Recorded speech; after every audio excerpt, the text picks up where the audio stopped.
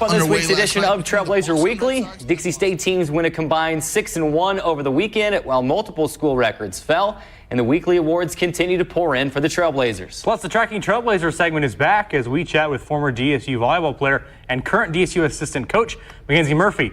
We'll also sit down with men's soccer senior Dominic D'Amato. We've got it all right here on today's show. Trailblazer Weekly starts right now.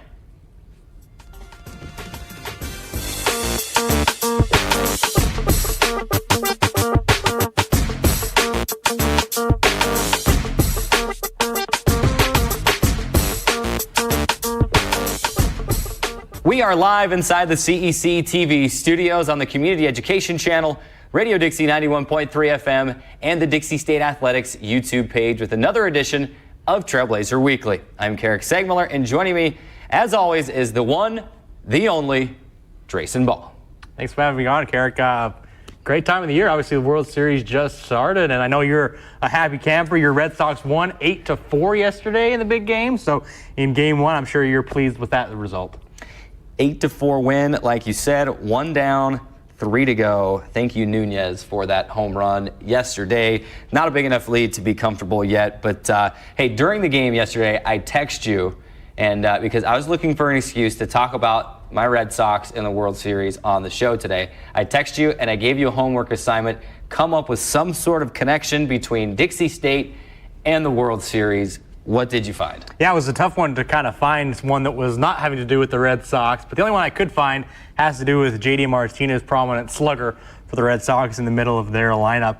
The only player on both rosters is J.D. Martinez from both rosters to play on a Division II college. Excuse me, he's the only player to play for a Division II college, Nova Southeastern. He played for them, and he's the only player on both rosters to play for a D2 college. There was a link I was able to find for the World Series. Some good digging. That's probably the only D2 player that was drafted out of a D2 school, J.D. Martinez. I did a little digging as well because I figured if I asked you to, I better as well. This one a lot closer to home. We know him well. His name hangs on the baseball stadium, and his statue is outside of the stadium. Bruce Hurst. It's in Bruce Hurst Field here on the Dixie State campus. He's a St. George native, played 9 seasons for the Red Sox. In the '86 World Series, even that was the Bill Buckner year. He had won 2 games already. That was the 3rd game that he could have won. Many people say he could have been the MVP of that series. He played basketball here at Dixie College in the offseason, in the early parts of his pro baseball career, until he eventually graduated from Dixie College. He was the baseball coach here from the 95-96 season, and he is in the Dixie State Hall of Fame. So that's a big connection to both the Red Sox and to the World Series, which, should it go that long, would wrap up on Halloween. That's Game 7 is scheduled on Halloween. That would be a wacky Game 7. Speaking of Halloween, though, we got some special things planned for the show next week. Halloween just happens to fall on Wednesday. Drayson, give us a sneak peek, a preview, if you will, of what we may see on the show next week. Yeah, we've been excited for this show I think before we even started filming the shows, because we saw on the calendar of looking forward that Halloween was going to fall on a Wednesday, so we got really excited. And so we're going to be dressed up. We're all going to have costumes. Everyone in the studio is going to have costumes. We'll have the whole set kind of, geeked out with all kinds of Halloween decorations and stuff like that. And we may even have a few fun things on the show next week as well. So it'll be a fun one, Carrick. We'll be promoting it over the next couple of days. It's a show we're just starting today's show, and they're already looking forward to next week's show. But it's going to be a fun time. A lot of people here on the crew that are big Halloween people, and we're excited to be able to give out some goodies of our own on Halloween next week. Let's jump right into this week's show. How about a weekend recap of the games? I mentioned Dixie State teams went 6-1 over the weekend. Let's start with men's soccer. After 4 consecutive matches on the road, the men's soccer team returned to Trailblazer Stadium for the first 2 games of a 3-match homestand, and Dixie State earning both victories. A 3-2 win over Colorado State Pueblo on Friday, and a 3-1 win over Adams State on Sunday. With that win over Pueblo on Friday, that marked the first time Dixie State, believe it or not, had won consecutive games this season. They get the win Sunday. They're riding a 3-match win streak. But let's talk about that Pueblo game. They jumped out to a 2-0 lead And you've heard soccer coaches say it, soccer players say it, announcers, whatever a lot of soccer people will say this. There's nothing more dangerous in the game than a 2-goal lead. It can evaporate. It gives you a false sense of security. It can evaporate so quickly, and it did. Thankfully for Dixie State, in the second overtime period, John Deere Porta gets the game-winning goal, the golden goal, if you will, and then the Trailblazers went on to take care of business on Sunday. And it was an awesome goal from John Deere Porta, but it is kind of a little bit, I don't know, unfortunate, you might want to call it, that he even got to that point, because like you said, Trailblazers did have the 2-0 victory, or 2-0 lead going into the second half. But like you mentioned, it's always kind of tough to get those 2-0 leads, because like you mentioned, you do get complacent. And the thing that I was really happy about when they got out of that 2-0 lead is, we said on last week's show, they need to go out and make a statement. They need to go out and play well in these last few games of the season, and I was really excited to have them jump out of that 2-0 lead. Obviously, they do get the win in the end with the John Deere Porta goal, which was a tremendous goal, by the way, with about 4 or 5 minutes left to go. So if he doesn't net that goal, you don't get the win. You finish with the tie in that second overtime period. But yeah, a lot of good quality games from the men's soccer team over the weekend. They spread the wealth very well, Carrick. They had 5 different goal scorers between the 2 matches, and that was a really good kind of insight to me to see that they have a very diverse roster, a very capable roster of people that can score the ball and do so on a consistent basis. They finally kind of got into their stride with the wins in the last couple of games, and we saw it here over the weekend with 2 good victories. Yeah, let's name those names. It's always good to throw out those names and give them some credit. Those 5 goal scorers this weekend: Dresden Quackenbush, Daniel Brubaker, John Deere Porta, Ricky Nunez had 2 goals, and then Dominic D'Amato had a goal and an assist.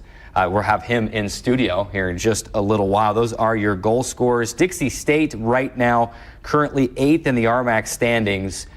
Only the top 6 on the men's side qualify for the tournament. We went over this last week. There are more teams in the RMAC that play women's soccer, so the top 8 go in the women's side, but only the top 6 in the men's side.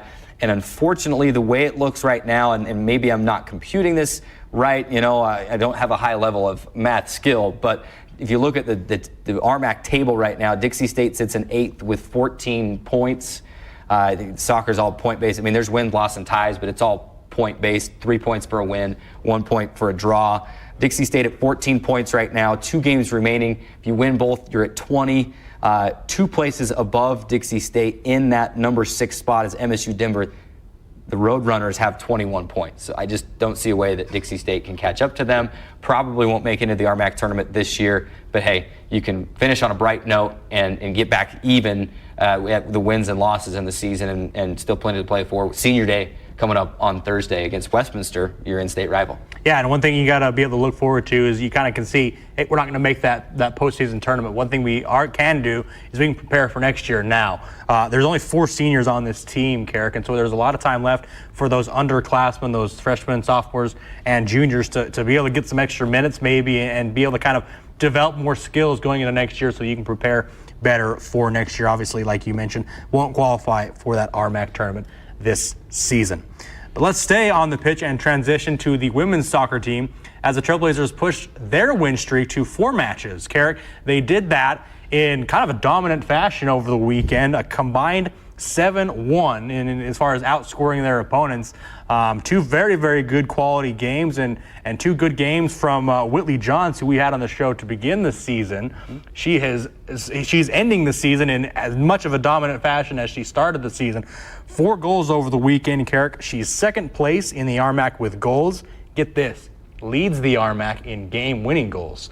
So very, very good performance from Whitley Johns and a very good couple of victories for the women's soccer team over the weekend. Yeah, 5-1 over New Mexico Highlands on Friday. There was 3 goals scored in like the first 10 minutes of that game. Dixie State had 2, New Mexico Highlands had 1.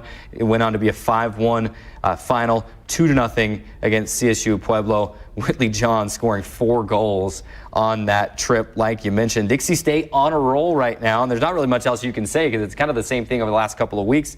They're getting hot when it counts. Dixie State winners of their last 4 and 8 of their last 15 right now. And how about Dixie State setting the single season shutout record?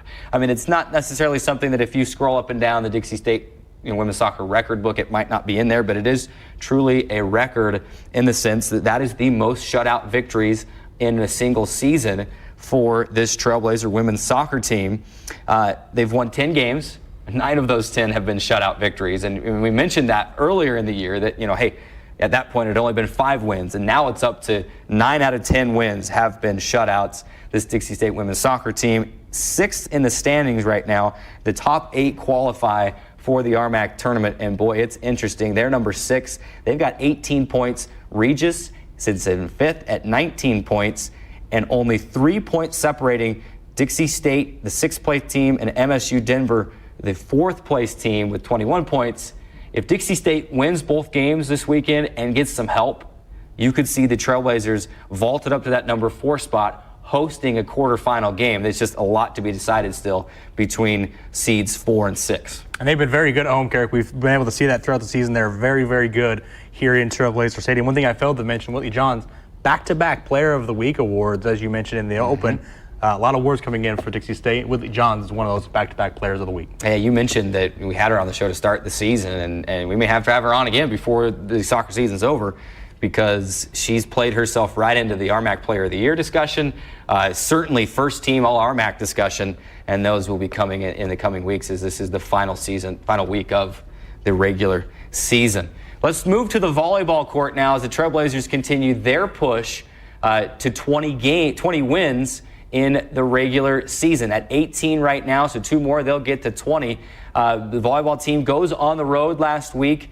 They were challenged right off the bat. CSU Pueblo kind of, for lack of a better way to say this, kind of punched them in the mouth, if you will, just a little bit, and took that first set on Friday. Dixie State would bounce back, but it took 5 sets to get the win over CSU Pueblo on Friday. It was a 3-2 win for the Trailblazers. They hit just 171 in that game, but that game was a wake-up call, because then they turned around the next night on Saturday and set a single match attack percentage record at New Mexico Highland, winning that match 3-1, but hitting an impressive 491 with 61 kills in that match. Yeah, and Carrick, I've always been a proponent of, or a fan of, having these tough games late in the season. A lot of times I feel like some teams, they get off to a really good start, as we've seen the volleyball team get off to, and then they get to the end of the season and they maybe have a couple of cream puffs or a couple of people that are out of the playoff picture and maybe aren't giving it their all, and they may get complacent with what they're doing, or maybe not give it their all every single day. And we're not seeing that from the opponents that the Trailblazers are playing. CSU Pueblo gave them a very, very good game, and I think, in my opinion, that helps keep your team sharp and helps keep your team, kind of keep things into perspective to say, hey, we might be in a really good spot, but you blink your eyes, you lose 2 or 3 straight games, and now you're down in the standings in that RMAC tournament, and things can really change quickly. And so I really am glad that we're getting a lot of good competition late in the season. I think it's going to help keep our team strong and sharp and focused, and we saw that over the weekend. They're able to kind of play in those tough games and come out with victories consistently in those hard-fought games. Haven't seen a whole lot of talk of this out of the Rocky Mountain Athletic Conference yet. With some of the soccer scenarios, they've kind of come out and say this team has clinched a berth, this team has clinched a berth. Have not seen yet from the conference side on the volleyball side, but Dixie State, with its win on Friday, did clinch a berth in the RMAC tournament. That's as far as you can go right now, because this Dixie State team, solo possession of second place at 13-2 in the RMAC, 1 game behind Colorado School of Mines at 14-1. And then after that, it gets a little crazy. The top 8 go, top 4 host at least a quarterfinal match. So Dixie State in second right now, but a very, very tough weekend, as Colorado Christian, the number 6 team right now, comes in at 10-5. They're in on Friday, and then Regis, 12-3.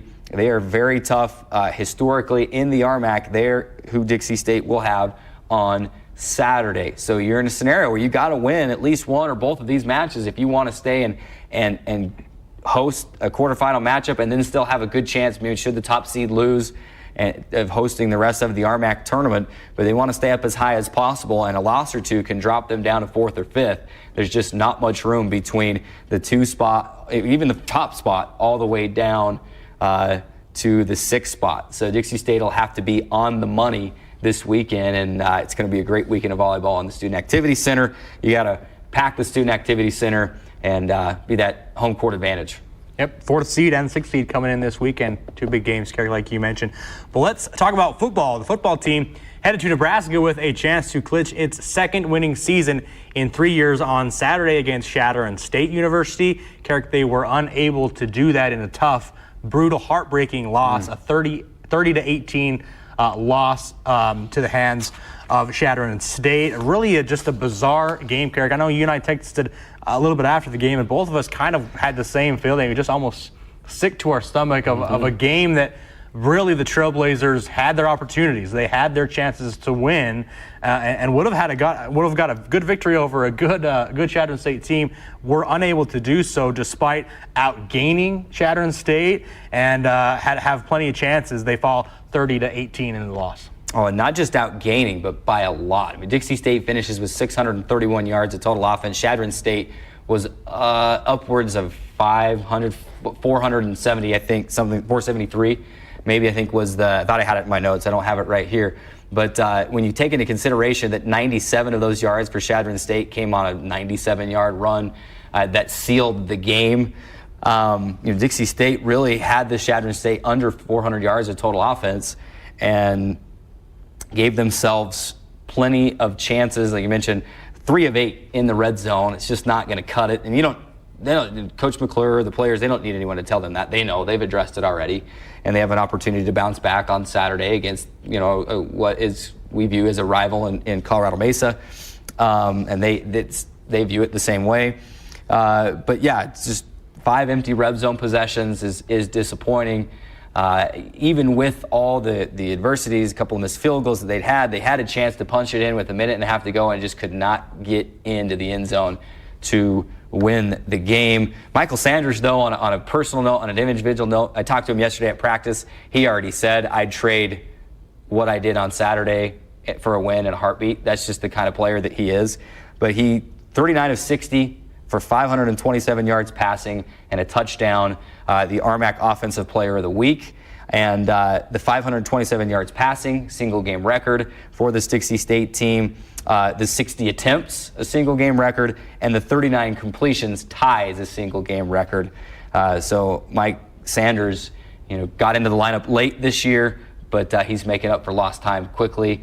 Disappointing, but I think Dixie State rights the ship, and I think they go and they kind of take out their frustrations on Colorado Mesa this week. Yeah, it'll be a good game. Who knows what will happen exactly, but I look for Dixie State to be much more crisp this weekend. Yeah, to further your point, Carrick, I got a couple of stats here that just, almost makes you more sick to your stomach. You mentioned the 3 and A in the red zone, 1 of 3 on field goal attempts, just 4 of 14 on third down conversions, 1 of 5 on fourth down conversions. They were plus 11 minutes in time of possession, 35 to 24 minutes. They only had 5 penalties for 40 yards, and like you mentioned, they outgained CSU. If you don't count that 97-yard play at the end of the game, which kind of was foreseeable. It was third and 3 or third the box. Third and 10 on the 3-yard line. The Trailblazers had to force something with about 30 seconds left. They brought 8 or 9 guys, tried to just force a fumble. Of course, one guy gets loose, 97 yards to the end zone.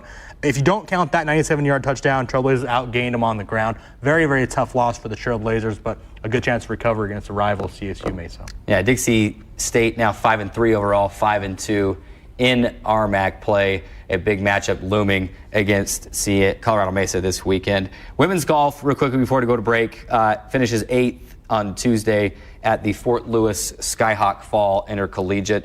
Kaylin Cardle and Caitlin Diebel tied at 32nd place, 10 over each. We got to take a break. When we come back, Tracking Trailblazers segment is back as former Dixie State volleyball player Mackenzie Murphy and current assistant coach will join us for Tracking Trailblazers. Take that break and come right back on Trailblazer Weekly. Trailblazer Weekly rolls on, and it's time for another edition of Tracking Trailblazers, where we check in with former student athletes or coaches who are still part of their respective games. This time, we didn't have to look too far because we've got a former volleyball player on the current volleyball coaching staff. Today, we welcome DSU volleyball great and current assistant coach Mackenzie Murphy to the show. Mackenzie, thanks so much course. for joining us on the show. Now, I know over the years we've called you by a couple different last names. It was Mackenzie Bird, then while you're still playing, it was Mackenzie Bird Murphy. Only one marriage, though, I promise. But no, yeah, we had the conversation on the phone the other day, said, hey, are we okay to just go with Murphy just for, being shorter, and you said you're okay with that. Yes, so, of course. Mackenzie Murphy joining us on the set today, and we're extremely grateful that you take the time to join us here on the show, and as we try to build this Tracking Trailblazers segment, and because really it's all about student athletes and their experience, and obviously you as a former student athlete, now a coach, perfect candidate to be on the show today. So we're excited to talk about, first of all, your time here at Dixie State. We'll just jump right into it. And this is a few years back. I know it is, but as you've already graduated and you're coaching now, but we'd like to ask people, why Dixie State? What was it about the school? Because now you're trying to pitch that same thing to, student athletes to come here and to play here. But what was it about Dixie State? Obviously, you're from St. George, so it was close to home. That was probably part of it. But what was it about Dixie State that made you want to sign on the dotted line and play volleyball here? Well, my senior year of high school, junior and senior year, I kind of had a few schools I was considering. Dixie actually not one of them. And then I had some big things happen in my life my senior year, and I was actually being coached by the head coach of the volleyball team at the time, Doris Pratt. And so kind of last minute I was like, hey, can I come try out to come play at Dixie? And she was like, yes, we'd love to have you come try out. So I showed up, obviously made the team, and signed my life away to Dixie State, and it just seriously worked out, and it ended up being the best 4 years of my life. And the rest is history. Really, yeah. Lots of great moments here. This is probably a hard one. Was there a moment playing here at Dixie State in that 4 years that was kind of the most special, or one that you kind of always go back to? And if so, what would that be? Yeah, so my 4 years here were kind of a roller coaster, but luckily kind of at an incline. My freshman year was definitely a building year for the program. We finished bottom of the conference, only winning a few games. Having 5 freshmen on the court basically at a time is never a good situation to be in, but it was a learning curve for us. And then my sophomore year, we made it into the Pac West tournament totally by surprise, and then we just got better from there. I would say probably the highlight of my career playing here would be my senior year, winning the conference. To be able to get a ring in college, to win the conference, finding out at an airport of all places, because it came down to 2 teams playing each other, and if one lost, then we won it, and they ended up losing. So we were all just freaking out in the airport. I'm sure everyone was annoyed with us, just mosh pitting basically right in the middle of the airport. But I think of that moment all the time, and it was the best feeling ever. Of course, you mentioned that Pac West championship, and that leads right into what I want to ask next. You had the Pac West championship your senior year, the junior year, the Sweet 16 run where you go up and you beat Northwest Nazarene on their court, and just how special that was. You have all these special moments with these special teams. How often do you still keep in touch with the teammates from those 2 years? Yeah. Your 4 years, but those 2 years specifically. Yeah, so social media is so awesome because I feel bad. I'm not the best at reaching out to people, phone calls, text messages, but I get to keep up with a lot of the girls on Instagram and Facebook and things like that, and it just is so fun to see kind of where they've gone with everything. Quite a few of them are having kids and they have gotten married, and just, it's just crazy. After volleyball, you just are like, now what do I do? And you move on with your life, and all the girls seem to be doing good, and some of them are coaching, some of them are moving around, going to school still. And so I definitely am grateful for, Instagram and things like that, because those girls, we got so close, going through all those things together and winning a championship together. So it's been fun to kind of see where we've all gone. So now we talked about your playing career. Obviously now you're an assistant coach with the program. Tell us a little bit about how that kind of all came about, and did you approach Coach Feld or did she approach you? How did that kind of all come about? So right off the gate, I was a GA, which was fun, but it definitely is a hard transition to make from being on the court, kind of being in the spotlight, and then to being on the sideline. So I did that. And then I took a year off because I had a child. And then after, Robin just kind of approached me and was like, hey, we'd love to have you come assist for us. Just come help us out. We want you back a part of the program. And I, of course, was on board with that because I love Robin to death, and I love Dixie State. And so I just jumped right on board. Talk a little bit about, I'm always interested in practice and kind of the preparation aspect. I ask all of our guests about practice. Tell me a little bit about the differences between maybe the preparation and the practices is maybe from your perspective as a player to now as you're a coach. Is there a certain difference that you notice as far as practice or preparation that you've noticed? I mean, I always took it for granted being a player, but the coaches just put in so much work and thought into every practice, every match. I mean, the amount of scouting and film that we watch to prepare these girls for every match and how we specify each practice to our upcoming opponents, it really is amazing, and Robin does an awesome job at that. And I think as a player, you know, I just kind of like went through the motions, and I mean, I did every drill, but just the thought behind everything and how it just prepared us. I mean, it really is cool to see and cool to be a part of, to now help the girls in that way. How does being a former student athlete help you as a coach? And not just a former student athlete, but a former student athlete who played for the current head coach. Mm-hmm. How does that help your relationship with the current players and being able to share with them, hey, I understand what you're going through because I went through the same thing? Totally. I mean, as a player, there are practices that you just come out of and you're like, wow, you know, like that was a really good practice, or I really learned a lot from that, or I got better. And I think as a coach, I remember those practices, and I kind of will suggest drills here and there that were some of my favorites that I felt like were challenging and not only, you know, made me a better volleyball player, but got my mind strong, because volleyball is a very mental sport. It's a mental game.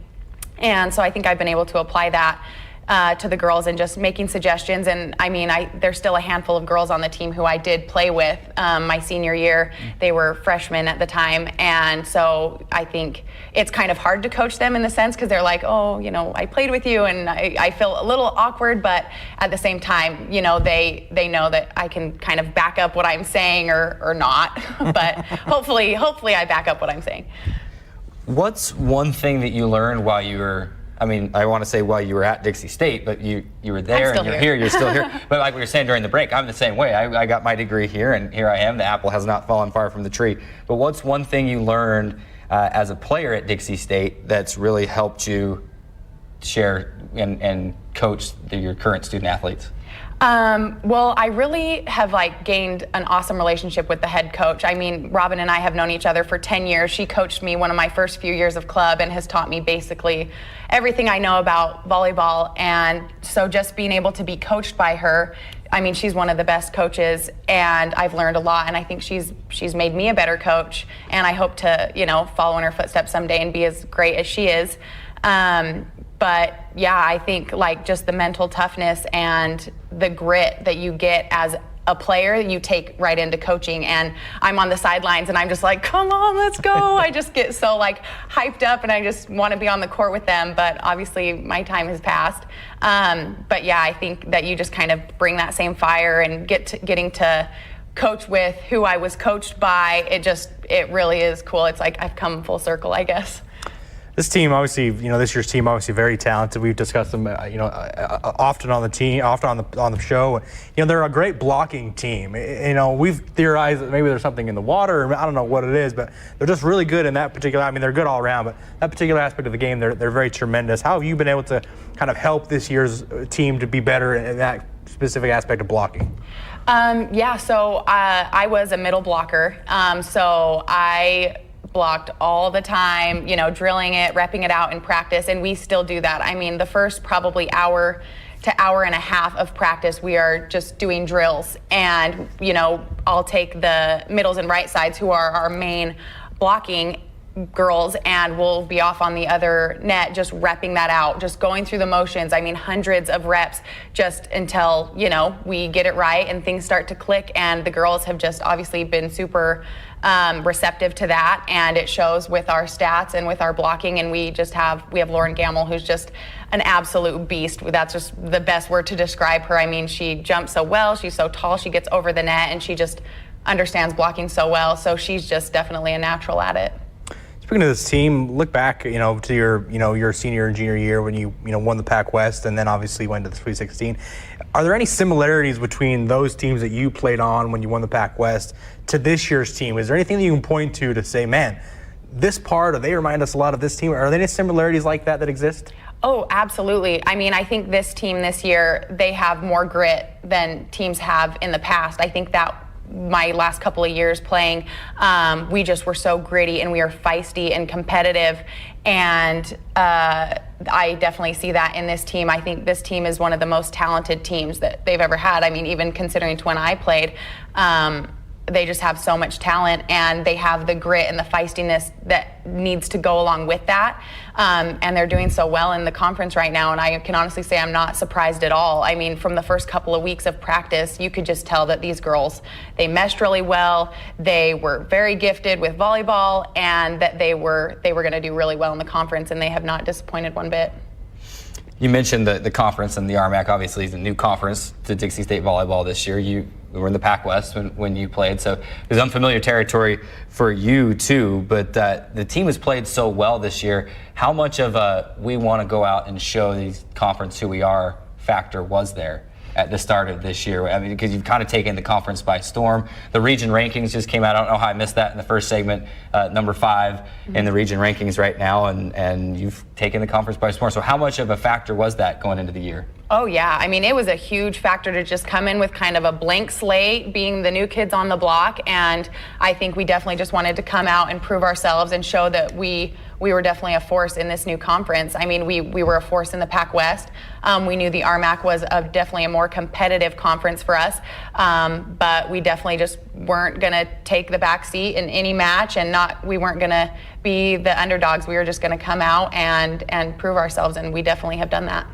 I'll tell you, at the end of each trip, I don't know, I'm not sure who runs the team Facebook page, but there's kind of like a recap of each trip you go on. It just seems like this team is always having fun, working hard, but having fun. How much is that emphasized that, hey, volleyball is hard work, but it's supposed to be fun. If you can't have fun, then why you play it? It just seems like this team has fun. Is that an emphasis, and how much has that helped this team to play well?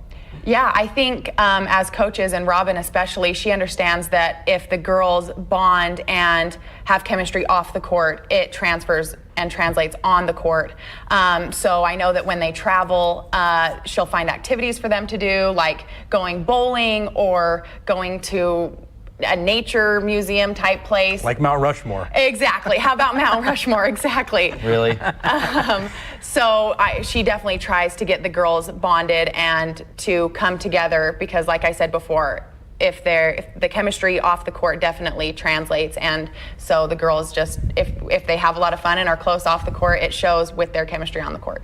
Inside joke, by the way, that we'll let you in on. The show immediately after the trip that your team had to South Dakota, we had, and maybe you've heard about this, I think it was Lauren Gamble on the show, wasn't it? And I was trying to ask her what specific monument they had gone to, and I couldn't remember it. Couldn't remember the name of Mount Rushmore. Mount Rushmore. Oh. He's like, what's the monument there in South Dakota? So, the one we'll just with the say that you're faces being on it? sarcastic. Any time that these guys, everyone in here gets an opportunity to give me a hard time about that, they do. But we've run out of time here on the segment. We appreciate you coming by, and I'm glad that we had a former trailblazer, Dixie State player that's still on the coaching staff just right here, because we could have you here in studio. It's so much better than just having to get you on the phone or wherever. So we appreciate you stopping by, and this, from what I can see, this volleyball team is far from done. A couple of games left in the regular season, RMAC tournament, and into postseason play. It's going to be a fun run, and hopefully we can keep this thing going. So thanks for stopping by, and it's been fun to get to know you a little bit better and to have some fun. Yep, thanks so much. Coach. We got to take another break. When we come back, men's soccer senior midfielder Dominic D'Amato will join us as the Trailblazers get set to wrap up the 2018 regular season. We're going to take the break. Come right back on Trailblazer Weekly. Welcome back to Trailblazer Weekly, live from the CEC TV studios in the Jennings Communication Building. The men's soccer team is riding its longest win streak of the season, and here to help us break it all down is senior midfielder Dominic D'Amato. Dominic, thank you so much for joining us on today's show. Nice. I know we said earlier, just before we came back on, that you'd sprinted up here. I know that's not true because unless maybe it is true, I guess, right? I mean, it was a fast-paced job. I mean, they literally finished practice. Yeah, 3 o'clock is. That's why we had to ramble a little bit practice. longer in the first segment to give Dominic some extra time to get up here. Got plenty of time to get up here. But he's certainly not breathing hard like I would be. Sorry, exactly. Just made the exactly. So Dominic, Dominic, you guys have been, kind of a rough season, but 3-game winning streak as of late. You guys are really playing some good soccer to finish the season. Talk to me a little bit about what's been the difference between kind of the struggles you had earlier in the year to where you've now won 3 games in a row. I think the biggest thing was at the beginning of the year we were struggling to kind of find our identity, find what works, new conference, different style of play in there. And I think, recently we've kind of put it together to where it's kind of clicking now. Everybody's on that same page, and it's showing with the games we're putting out. So. You had a goal and an assist in the 2 victories over the weekend. Obviously, it's always fun to score, but it's also more important to get the assist to someone who can score. As a midfielder, is there one that you prefer more than the other? Do you like to score more than the other, or do you like to maybe get that assist? Which one do you prefer more? Well, coming in as a freshman, my goal was to be the assist leader. I like giving the assists more. I mean, Moy's on the team, so I know. But if he's gonna beat me out, then that's one person I would want. But definitely, I would say I'm more of an assist guy. Rather see someone else score. Hey, you're only 3 assists away from him right now on that list. I don't know if you know that. Yeah. So you just got to tell everybody, hey, I need all the assists this weekend, all right? So let me do all the passing. Exactly. No, but 4 years have flown by for you, I'm sure. I mean, we're kind of, I'm a senior too, in the same term of you came in on my first year of being full-time here at Dixie State. So you've been here every year. I've been able to watch you each year. I mean, I was probably on the spot, hard to think about this, but what's one of the biggest things that you've learned here in your time in the Trailblazer uniform? Well, it's been a fun ride, but I would say it's been hard. So the hard lessons in life. Freshman year was a lot of defending. Sophomore year, we won. Junior year, we started off strong, kind of had to find our place again, and this year has been a struggle, but it's been hard, and I can say each year we figure it out and we don't give up. So I would say that's the biggest thing, is kind of just pushing through those hard times and don't quit when it gets rough. Keep going. And you mentioned it. I mean, that's life right there. So you come in and you get some great experience for, because obviously, as much as we want to believe it, the sport ends eventually, and there's other things after it. But we're not talking about right now. We've got a couple games left. Yeah. But as I read through your player bio online here, there's that question on the player bio form that you answer every year. Why Dixie State? Why did you want to come here? One of the things that you had said is that you accepted the challenge to want to come and help change the program. Yeah. And I would say over the last 4 years, I mean, mission accomplished. So congratulations on that. You've been able to be part of that. What are some of your favorite memories on the field here at Dixie State as you've been able to help change that culture and accomplish that goal of helping build a winning culture and a winning tradition here at Dixie State? I would have to say, of course, the 2016 Pac-West Championship on our field in front of our fans, beating Concordia Irvine. That was special, especially if I got a goal in that game as well. So that was an experience I'll never forget. But I would say that one was definitely something that stood out, especially with all the guys. The struggles we went through that season, starting off 0-3, the coaching problem and stuff like that. I would say that was definitely a special year. So. Certainly was a special team that you guys just kind of said, hey, we got to be together as players, and you went and got the job done. Yeah. Talking with Dominic D'Amato, men's soccer senior midfielder. Wanted to ask you, obviously we mentioned earlier on the show, a lot of young guys on this team, just 4 seniors on the team this year. Obviously you're one of them. How have you kind of been, have you taken kind of a leadership role? How have you kind of been able to do that and kind of helping these, obviously you're a great player and you're going to go down as one of the legends of Dixie State football, or of soccer, sorry. You can say football. Football, we're talking soccer here, so we're talking football, right? Same thing. How have you kind of been taking that leadership role as far as going with the underclassmen?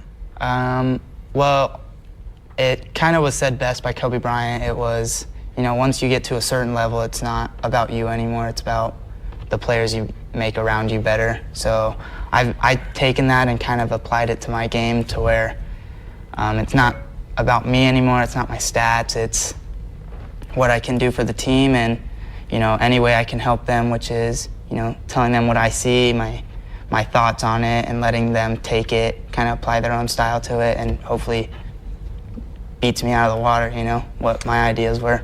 That's the goal. Never a bad idea to take a quote or motivation from Kobe Bryant. Yeah, obviously, obviously one of the best. You know, Dominic, like you mentioned, I loved what you said earlier about how, you know, throughout your career you've learned how to kind of deal with adversity, and obviously this season has had its tough times. But you know, talk a little bit about what makes this team unique. Obviously, you're at a point in the season where you're beginning to turn things around near the end of the year. What makes this team special or unique, maybe different from other teams you've had here at Dixie State?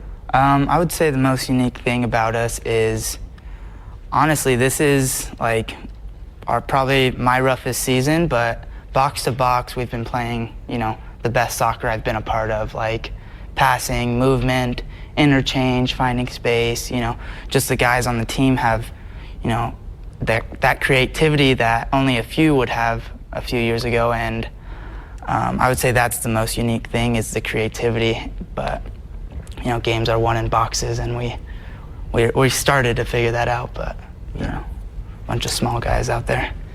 Couple of games left this weekend, and obviously the big one Thursday. Yeah. It's senior day. Normally well, it is your last home game, and the women have one more home game, so it works out great. But with that band competition that they host here, the women will play their last game on the Dixie High School field. So it works out great that literally your last game, home game here, is on this field at Dixie State University. And what a better way than to go out playing the in-state rival in Westminster. And what does that mean to the team to be able to have a, you know, former coach, former, you know, an in-state, and you're from Las Vegas, right? So you're not from Utah, but you're close enough. You know people up there, I'm sure, friends that have gone to play at Westminster or whatever. Just, you know, talk about that game and how exciting it is. And senior day is fine to hear. I'm sure that, you know, when you're a freshman, that day seems like it's forever and a day away, and all of a sudden senior day is here tomorrow. Yeah, it's definitely with Josh Pittman coming back into town, we want to not let him get a win against his old school, especially on our home field. But a lot of the older guys, you know, especially I think we have 6 seniors going off tomorrow. We want to win our last game. We want to go off on that good note, and all the young guys want to make sure we go off on that young note as well. On that good note, I mean, sorry. So beating Westminster, claiming the first win out of this in-state rivalry, will be something special that we hope to get tomorrow. So, senior day on Thursday. That's tomorrow. I keep saying Thursday like it's in a couple of days, but that's tomorrow, already. We're chatting with men's soccer senior midfielder Dominic D'Amato here on Trailblazer Weekly. That's something I'm always bad at reminding the radio listeners who we're chatting with, and forget we're at the triple cast going on here. But then it's on the road, one more game, and then the regular season wraps up. Talk about what it's been like on those road trips. I mean, it seems like you guys have been on the road all season long, is what it feels like. You know, never more than just a couple of games at home. But you know, it's your senior year. You're used to the Pac West. Now you're in the RMAC. How has that been this year to kind of adjust, and your senior year to get to see some new places? And like you said, it's been a new style of soccer, but how has that kind of transition? That's one more thing that you've been able to help this program do and transition to. How has that been this year in the RMAC? It's been great. I mean, I wish we would have, you know, performed better in the games we needed to. But traveling wise, you know, it's more fun to go to different places, see different areas, to where in the Pac West you would just go to one place, stay there, and then come back home. So a little less stressful, but bus rides are always fun with the guys, and putting on movies and all that fun stuff. So it's been fun, and I think we'll be good next year at getting over that little transition phase. So. Got a few minutes left here. Wanted to get you a few rapid fire questions before we let you go. So you got to let us know favorite soccer club. Who is it? Arsenal FC. Arsenal FC. Yeah. All right. I like the use of the word club too. In I wrote team on the script. Right. Good So job. I know my soccer lingo. So all right. I kind of maybe I don't know who you're going to say here, but I feel like maybe I have a guess. But favorite player? Who is it? Kyle Beckerman. No, not Kyle Becker. Well, out of Messi and Ronaldo, those two, it's Messi, but someone that's kind of not so much in the spotlight, I would have to say, is Kevin De Bruyne or David Silva. Those two are magicians, man, with the ball. It's crazy what they can do. I would have guessed Ronaldo, so I was. Nope. So, all right. Is there a favorite stadium that you've seen on TV that you've even been in? Perhaps that you've seen maybe a game in? Favorite stadium? Well, I would love to. I've never been over in Europe stadiums. I've been to the LA Galaxy Stadium, the Rio Tinto, but I would say the best one I've seen is probably Wembley. It's in England. Yeah. That's where they play the football games when they go over there. Yeah. That's correct, right? Yep. They play the American football games over there. All right. This is the one I'm looking for. Last one. This is one I want to know this. We were excited from this one when we wrote it on the script. So, FIFA champion. Who is it on the team? Who is the best at FIFA? And don't tell me you don't play it. No, we definitely play it. I would say one who kind of everybody beats everybody, but the one who kind of like is on top, I would have to say, is Moises. That's me being generous, but I thought maybe you were going to say, like, you know, I mean, I'm surprise definitely us top and say three. Coach Broadhead, you know? No. Does he ever play with you? No, No? he doesn't. Brad, maybe, but Okay. yeah. Yeah, good times, good times. Thanks. Just want to thank you for stopping by and being part of the show with us today. We've run out of time here on the segment. I think eventually we might have to start pushing this thing to 2 hours. It's only a weekly show. Yeah. It goes so fast, and we appreciate you stopping by. And just first of all, just congratulations on a heck of a career here at Dixie State. And like I said, it's make me look and say, man, I've been here full time for, you know, this is my 4th year here now, and here we go. Tomorrow's your night too. Yes, that? Tomorrow's your night as well. Yeah, tomorrow's my night as well. I expect to be honored at Senior Day. But you know, we'll be at Senior Day, and I'll be there, and we'll be excited, and hopefully be cheering you guys on to a win. Awesome. Yeah, hopefully we can get those 3 points for sure. Appreciate it, guys. Another big thank you to men's soccer senior Dominic D'Amato for joining us on the show today. We got to take our final timeout. When we come back, we will take a quick weekend preview and let you know the big matchups in Dixie State athletics this weekend. Final timeout, and back to put a bow on the show here on Trailblazer Weekly. And there is Carrick Stegmiller's Mount Rushmore inside joke that we have at the volleyball team there at Mount Rushmore. It's a joke that's going to live on all year, Carrick, regardless of how much we try to get away from it. But I'll take one for the team. We got you on the Dodgers hat the other week, so I'll take one for the team. Fair enough. Fair enough. But another show is almost in the books, and you know what that means. It's time to put a bow on today's show with a look ahead for a weekend preview, starting with volleyball. The Trailblazers will host Colorado Christian on Friday, and then Regis on Saturday. Carrick, you mentioned 2 very important games as far as postseason standings and rankings going into the weekend. DSU is in 2nd place right now. Regis and Colorado Christian in 4th place and 6th place respectively. Have those switch actually. 4th place for Regis, 6th place for Colorado Christian, but 2 very good games, opponents coming in this weekend.